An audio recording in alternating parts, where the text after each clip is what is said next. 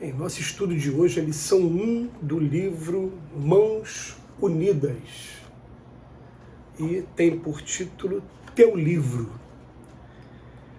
A existência na Terra é um livro que estás escrevendo. Cada dia é uma página, cada hora é uma afirmação de tua personalidade através das pessoas e das situações que te buscam.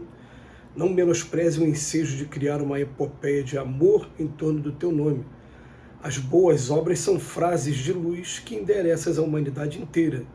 Em cada resposta aos outros, em cada gesto para com os semelhantes, em cada manifestação dos teus pontos de vista e em cada demonstração de tua alma, grafas com tinta perene a história de tua passagem. Nas impressões que produzes, ergue-se o livro dos teus testemunhos. A morte é uma grande colecionadora que recolherá as folhas esparsas da tua biografia, gravada por ti mesmo nas vidas que te rodeiam. Não desprezes a companhia da indulgência através da senda que o Senhor te deu a trilhar. Faze uma área de amor ao redor do próprio coração, porque só o amor é suficientemente forte e sábio para orientar-te à escritura individual, convertendo-a em compêndio de auxílio e esperança para quantos te seguem os passos. Vive com Jesus na intimidade do coração, não te afaste dele em tuas ações de cada dia, e o livro de tua vida converter-se-á num poema de felicidade e num tesouro de bênçãos. Essa comparação da nossa vida com o livro, ela é interessante porque o que é o livro? A pessoa deixa registrada para a posteridade e para a interpretação dos outros também. Então é interessante que a gente costuma dizer que o livro costuma ganhar vida independente até do autor. Por quê? Porque as pessoas que leem um livro, cada um vai ler de acordo com o ponto de vista que abraça. Tem isso também. Então, vamos colocar aqui. Os espíritos não cansam de dizer para a gente que a nossa vida aqui na Terra é como se fosse um livro. Que cada atitude nossa está gravada mesmo. E se está gravada, vai ter um dia que eu vou poder, inclusive, pesquisar. E muita gente duvida disso, fala, isso é história, isso é ficção, mas uma coisa que já começou a colocar a gente assim, aquela pulga atrás da orelha, foi o relato que vários espíritos, eles deram e continuam dando, de que no dia em que desencarnaram, a vida dele passou como se fosse um filme na frente dele. E é claro, todo filme tem momentos bons e tem momentos ruins. Então, aquele momento traumatizante também, ele vai ser relembrado e vai ficar ali martirizando a gente se a gente não estiver com a consciência tranquila. Me lembro também, lá no Livro dos Espíritos, o que acontece com o homem no momento da morte, o que ele experimenta, que sentimento ele tem. Nos céticos, dúvida, nos culpados, medo, e no homem de bem, esperança, fé. E eu fiquei pensando assim, falando, meu Deus, então vai chegar lá daqui a pouco, esse relato que a pessoa diz, que passou a vida toda. Eu consigo fazer aqui um resumo, assim, se eu buscar na minha memória, desde da minha infância, os principais acontecimentos da minha vida, aquela coisa que eu me arrependi muito de ter feito e aquela coisa que me fez muito feliz num determinado momento. Os bons, a gente consegue fazer assim. E a gente já consegue olhar para esse livro e falar assim, aquela coisa que eu fiz de errado teve um arrependimento sincero e, além do arrependimento sincero, já teve uma iniciativa de iniciar a reparação daquele mal. Porque aí a gente vai estar construindo folhas, histórias futuras do livro, mostrando, olha, não foi em vão, todo mundo erra aqui na Terra, mas a gente conseguiu consertar ou iniciar a reparação daquele mal que a gente fez. E aí realmente a coisa toma um outro rumo. Mas não somente essa lembrança, também no momento da morte. No livro O Problema do Ser, do Destino e da Dor, de Leon Denis, Leon Denis diz para a gente que, na verdade, ele faz uma comparação com um fichário, né? E os professores mais antigos, aqueles que trabalharam em escritório um tempo atrás, lembra que você vai abrir uma gaveta grande e vai procurar ali, de acordo com uma organização aí de cada um, né, algumas fichas, e que a gente tem esses fichários nossos gravados em nosso perispírito. Perispírito, o que é perispírito?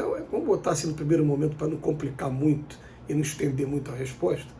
É o nosso corpo espiritual que traz aqui um verdadeiro arquivo de tudo que nós somos.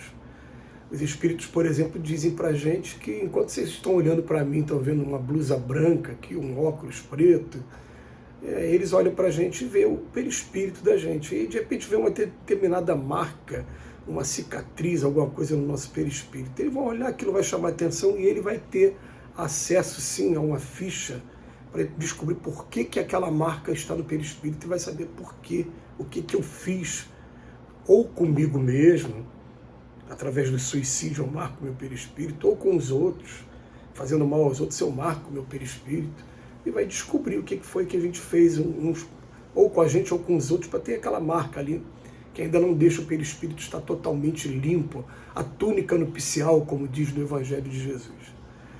Então essa história de livro é uma história bem interessante para a gente aprofundar, sim, porque diz lá o Chico Xavier, né, uma frase muito conhecida e muito bem-vinda, muito feliz. Embora a gente não possa voltar lá atrás para modificar o que já aconteceu, a gente pode começar a partir de agora a escrever um livro diferente, enfrentando, sim, os nossos problemas, sem menosprezar que ninguém foge da lei de causa e efeito. Então o que a gente fez está feito e a gente vai chegar ao momento de prestar contas, de reparar aquilo que a gente fez. Então, quanto mais depressa a gente começar a fazer, é melhor para a gente, é mais inteligente para a gente do que ficar nesse torvelinho preso aí, encarnações e encarnações, para poder reparar o mal. Mas o Emmanuel fala para a gente, olha, bota uma coisa na cabeça, cada dia é uma página do teu esse livro, cada hora é uma afirmação da tua personalidade através das pessoas e das situações, e não menospreze a oportunidade, o ensejo de criar o amor em torno do teu nome.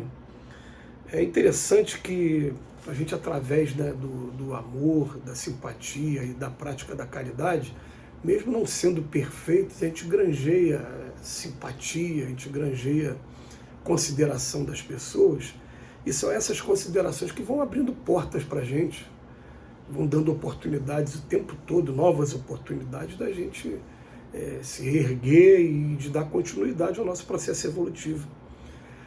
Então, quando a gente consegue amar de verdade, e a gente consegue ter indulgência, outra palavra que foi utilizada aqui no texto de hoje. Quando eu tenho indulgência com as pessoas começam a ter indulgência comigo também.